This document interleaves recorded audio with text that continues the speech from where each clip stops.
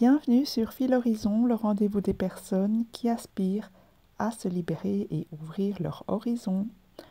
Aujourd'hui, je vous poursuis le cycle de la communication afin de rendre votre parcours plus fluide.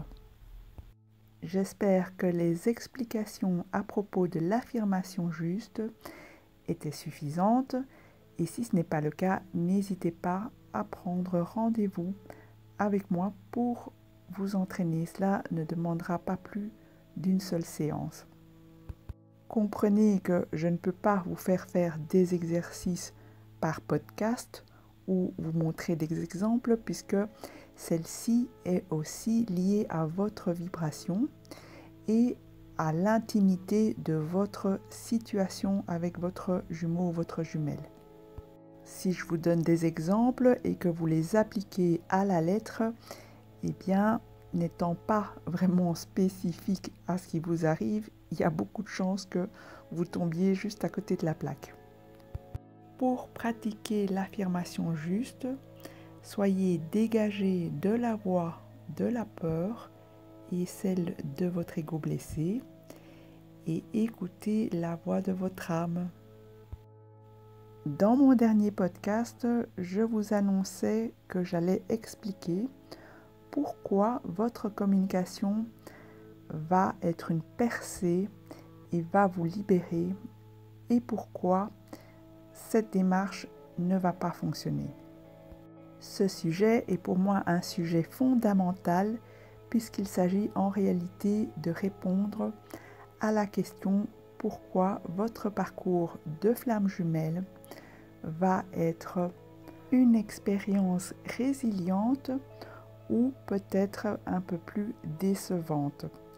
Pour avancer plus loin avec vous dans la pratique, il me faut aussi avancer plus loin dans la conscience. Je vous ai préparé un tableau comparatif de ce qu'on appelle plus couramment la 3D et la 5D. Mon intention n'est pas de vous faire un cours de spiritualité. Je vais donc développer mes idées en ligne droite afin d'arriver au plus vite à la démonstration que je souhaiterais vous partager. Dans le monde spirituel, il est couramment admis que nous évoluons sur deux plans différents. On va les appeler l'avant-plan, donc le plan de la matérialité, de la 3D si vous voulez, et l'arrière-plan, le plan plus éthéré de la 5D. Et vous le connaissez bien puisque il s'agit du plan de l'unité, le plan vers lequel on vous invite à tendre dans le concept de flamme jumelle. Sur ce plan-là, donc, tout est un. Nous sommes tous reliés les uns aux autres. D'autres qualificatifs que vous connaissez bien pour ce plan-là, c'est notamment le plan divin, ou alors lorsqu'on parle de l'univers, l'infini, l'illimité, l'absolu, l'éternel, mais c'est aussi le plan du soi supérieur. Dans l'arrière-plan, le temps n'existe plus par exemple. C'est un espace qu'on ne peut pas appréhender avec nos 5 sens.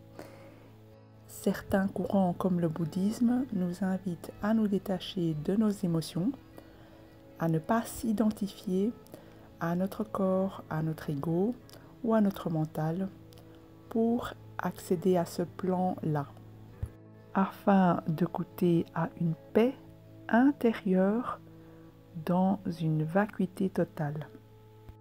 À cet endroit-là, donc, il n'y a plus la dualité, le bien, le mal, le grand, le petit, le masculin, le féminin, le juste, l'injuste. Vous voyez ce que j'essaie de vous dire? Donc, chaque chose est à sa place et tout ne fait qu'un. Dans l'espace de l'arrière-plan, tout est juste. Les alliances comme les guerres, le bon, le mauvais, la vie et la mort. Toute notre vie, nous avons la précognition de l'existence de cet arrière-plan où nous pouvons goûter donc à l'unité et à la béatitude, la contemplation et la joie de l'être. Toute notre vie, nous recherchons à retourner à cet endroit-là d'où nous venons. Nous recherchons tous cette sensation d'unité qui a été perdue, c'est-à-dire la paix profonde de ne faire qu'un avec le tout. Et lorsque, dans un moment de grâce, nous touchons à cet espace-là, eh bien, nous atteignons alors l'état d'éveil, la fin de la souffrance et la libération. Pour ceux qui ont déjà cheminé spirituellement, eh bien, vous savez que cet endroit-là, on n'y reste pas. Ce n'est pas un endroit dans lequel on vit perpétuellement, puisque nous sommes avant tout incarnés dans l'avant-plan. Et donc, la complétude tant recherchée n'est pas un état qu'on puisse maintenir perpétuellement, car le sage ne s'y attache pas.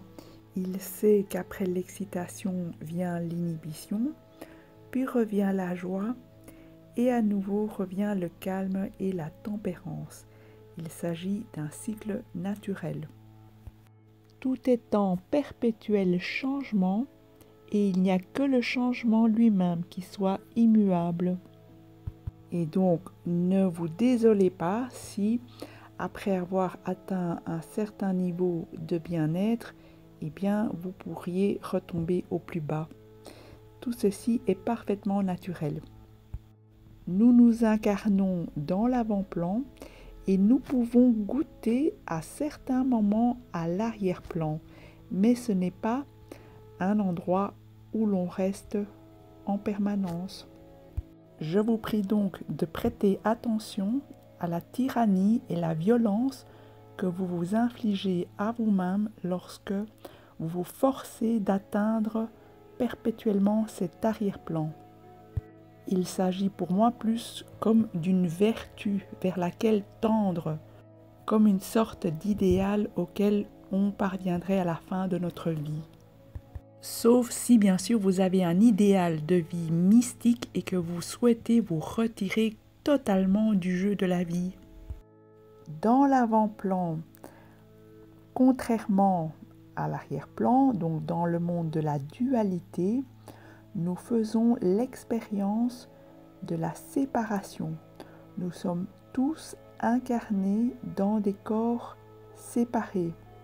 Nous sommes soumis au conditionnement et au formatage de la matrice dans laquelle nous évoluons. Et l'avant-plan est aussi l'endroit où nous nous reconnaissons à travers notre mental, notre ego, le moi-je et nos croyances. C'est l'endroit de la conscience réflexive avec objet, en opposition à la conscience pure sans objet de l'arrière-plan. Donc ici, conscience réflexive qui est soumise aux pensées par exemple, mais aussi à la notion de temps. Donc le temps n'existe que dans l'avant-plan. Dans l'avant-plan se trouvent aussi les notions de principes masculins et féminins. Je ne vais pas développer ici ces principes puisque ce n'est pas le propos de mon podcast, mais je vous encourage à aller trouver des informations à ce sujet. Et donc, dans l'avant-plan, nous avons besoin de notre ego. Il est utile car il permet justement de percevoir la vie avec nos 5 sens. Donc, il ne s'agit pas de tuer l'ego puisque il a une part en lui qui nous est utile pour fonctionner. Étant donné que nous sommes quand même incarnés ici dans l'avant-plan, eh bien, je vous invite à vivre pleinement cette expérience. de vivre pleinement le jeu de l'existence, mais avec le discernement qu'il y a cet arrière-plan et que tout ce qui se passe dans l'avant-plan, c'est ce que nous nous racontons comme histoire, c'est ce que notre ego nous fait vivre en termes d'illusion. Donc, je vous invite à mettre de la conscience sur l'existence de ces deux plans. Donc, savoir que nous sommes tous un, mais que nous venons expérimenter le monde de la dualité, chacun dans des corps séparés. Et dans ce monde de matière, la sexualité divine, donc l'alignement qui survient entre notre sexe, notre cœur et notre esprit, peut représenter une porte d'accès à l'arrière-plan, au monde de l'unité, et cela nous permet un éveil par la Kundalini.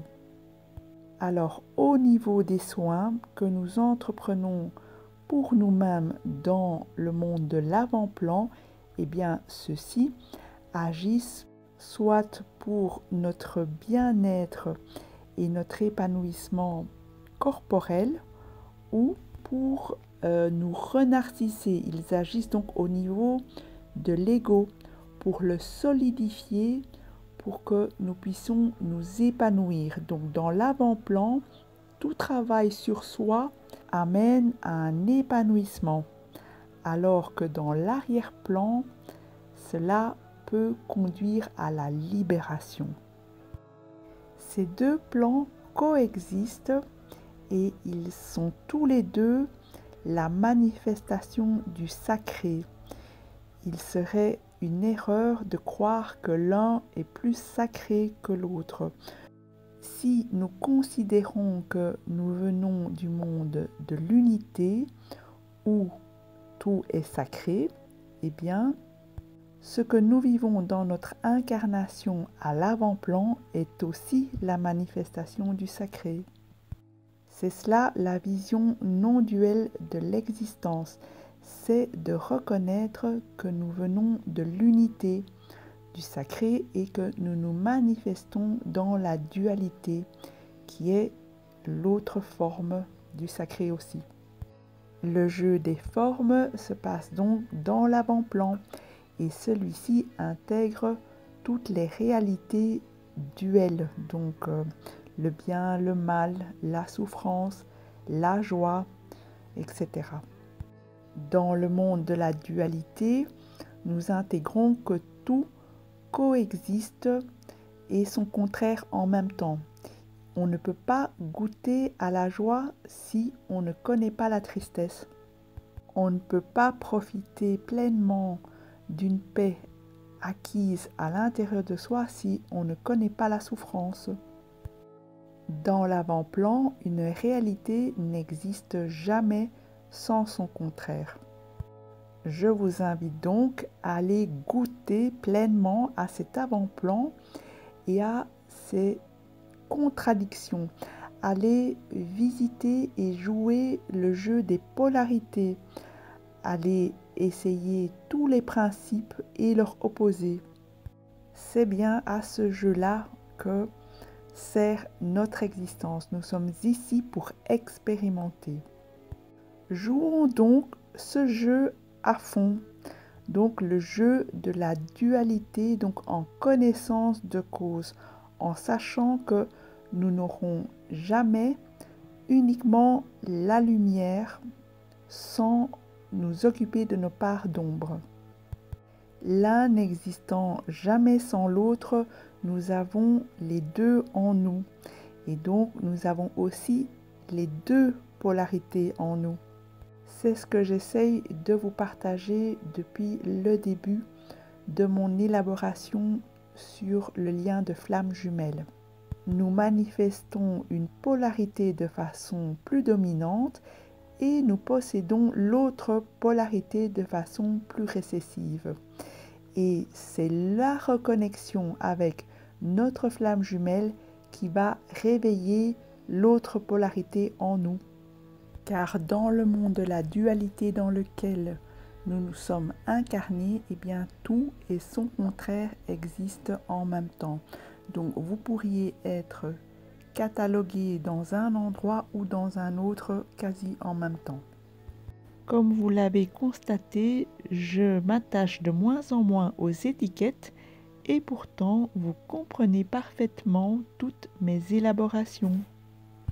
Pour celles et ceux qui sont initiés au bouddhisme, eh bien, vous savez qu'on y enseigne de ne pas s'attacher à l'avant-plan, de ne pas se laisser berner par l'illusion de notre ego et ne pas s'identifier à tous les messages qu'il nous raconte à notre sujet, ni même aux émotions que notre corps nous fait vivre, ni à la souffrance, ni aux croyances que notre mental génère.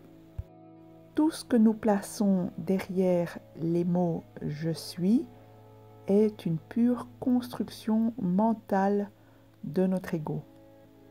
Lorsque vous observez ce tableau de l'arrière-plan et de l'avant-plan, vous comprenez alors pourquoi, dans mon parcours de flamme jumelle, je distingue complètement mon parcours spirituel de ma relation à mon compagnon. J'espère que ces deux plans sont à présent très clairs dans vos esprits. J'en arrive maintenant au cœur de mon sujet qui est de questionner la place du concept de flamme jumelle dans ce tableau. Dans cet espace d'unité et éternel de conscience pure d'où nous provenons tous, en effet, vous, votre jumeau ou votre jumelle, mon compagnon et moi, nous sommes tous reliés sur ce fond. Nous ne faisons qu'un. Et donc, lorsqu'on vous dit que la séparation est une illusion, eh bien, cela est vrai d'un point de vue spirituel. C'est exactement tout ce que je vous ai partagé comme idée. Mais tâchez de garder vraiment votre discernement, votre lucidité et votre clarté mentale par rapport au discours de flamme jumelle. Par exemple, si vous avez envie de vous amuser à communiquer en 5D avec votre autre, eh bien, il n'y a aucun souci avec cela. Mais ne vous inventez pas l'histoire que cela va agir en 3D sur votre lien et qu'il va revenir par magie.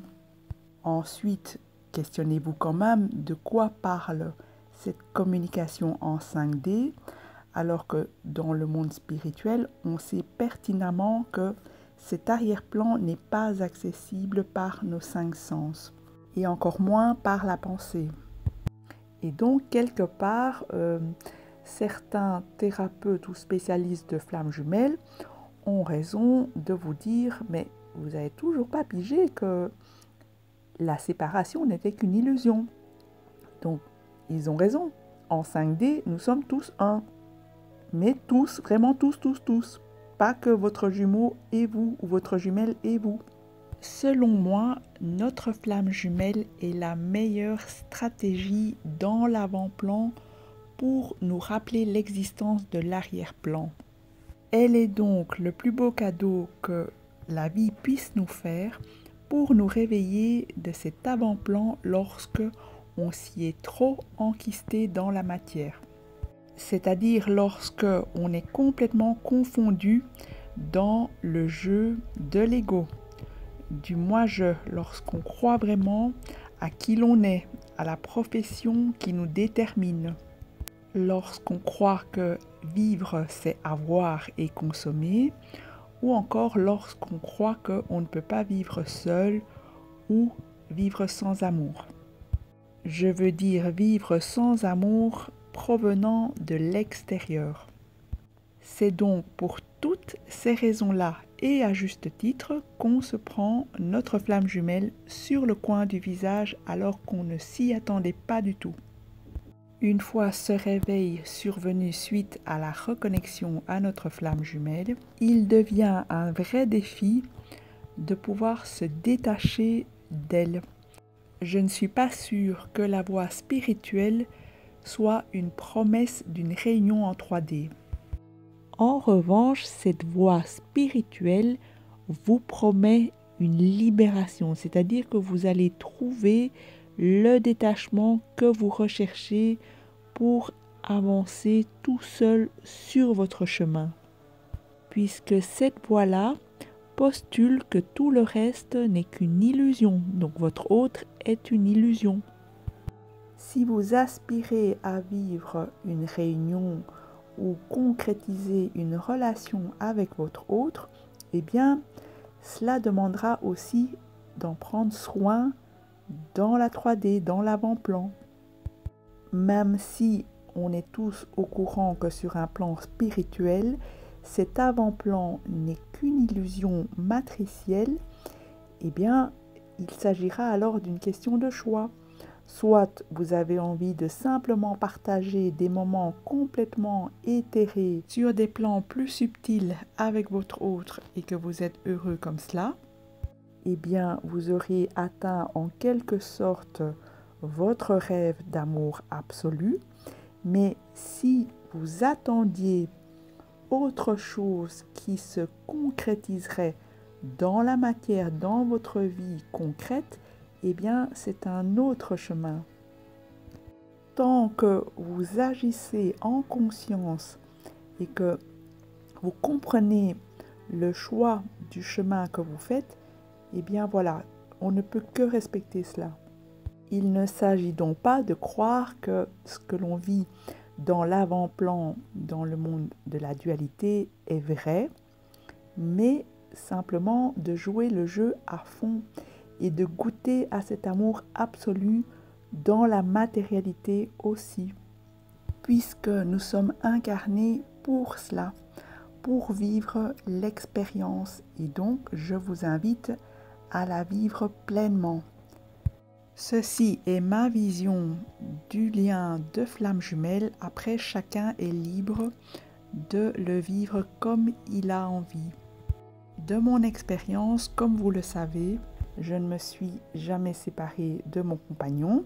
Certes, ce n'est pas évident, nous avons à œuvrer, à alchimiser en nous tout ce qui se présente, mais j'ai toujours scindé les deux.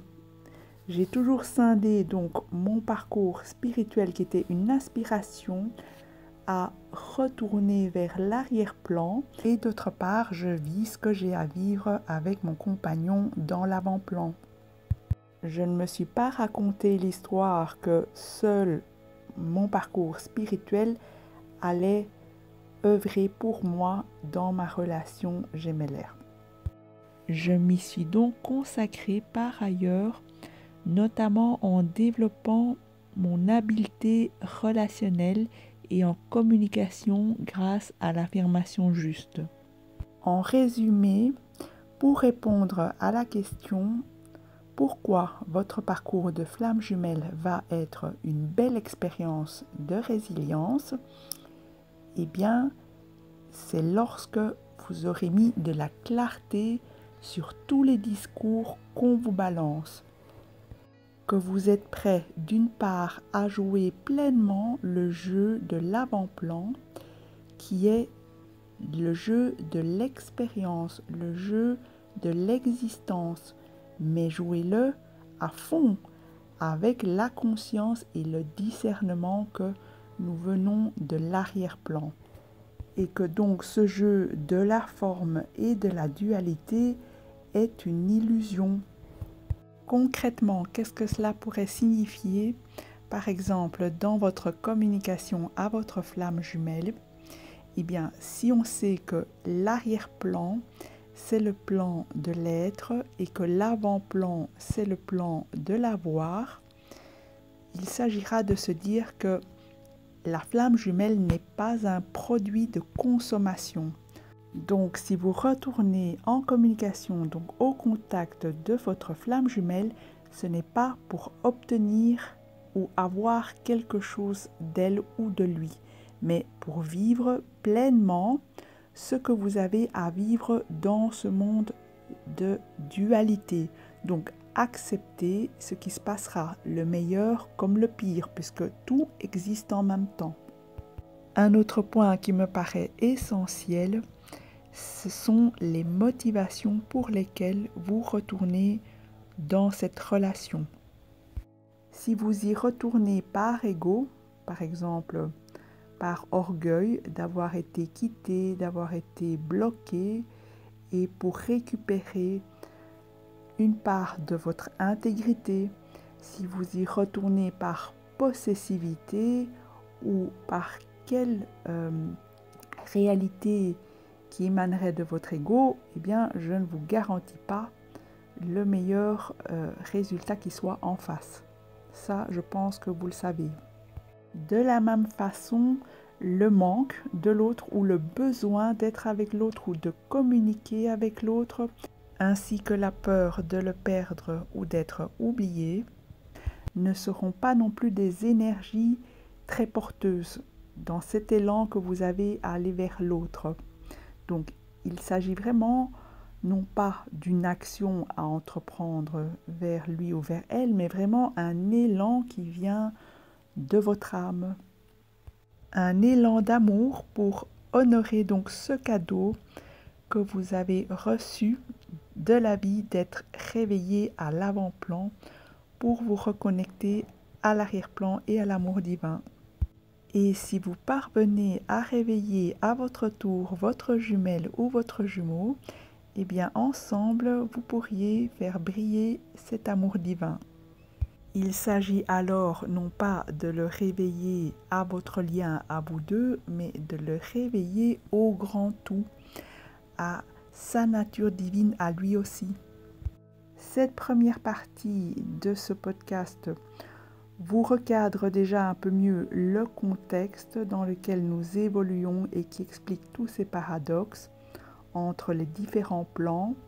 J'espère que cela est déjà un peu plus évident pour vous et que cela vous permet de vérifier que vous ne subissez pas des dégâts collatéraux de ce parcours de flamme jumelle par manque de clarté, par manque de compréhension de tous ces concepts qu'on vous balance. Ce sujet sera abordé dans le prochain podcast. D'ici là, prenez soin de vous. N'hésitez pas à liker, à partager ou à vous abonner. Je vous remercie de votre écoute et de votre bienveillance. Au revoir et à très bientôt.